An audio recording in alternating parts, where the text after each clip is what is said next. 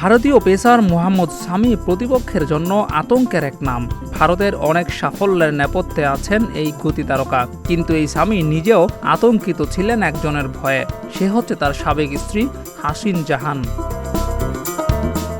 হাসিন জাহানের সঙ্গে মোহাম্মদ শামির ডিভোর্স হয়েছে অনেক আগেই, তবে সম্প্রতি একটি ভিডিওর কারণে আবারও আলোচনায় সাবেক এই দম্পতি, যেখানে অনেক নেটিজেনরাই হাসিন জাহানকে তুলোধনা করেছেন। ঘটনার সূত্রপাত একটি রিলস ভিডিওকে কেন্দ্র করে। স্বামীর সাবেক স্ত্রী হাসিন জাহান নিজের ইনস্টাগ্রাম অ্যাকাউন্টে একটি ভিডিও আপলোড করেছেন, যেখানে তাকে নাচতে দেখা যায়। তবে তিনি যে পোশাক পরে নেচেছেন এবং যেভাবে নেচেছেন তার জন্যই হচ্ছে সমালোচনা।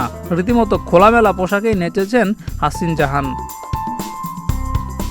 বেশ খোলামেলাভাবেই নেচেছেন হাসিন, আর এই কারণেই বিষয়টি ভালোভাবে নেয়নি নেটিজেনরা।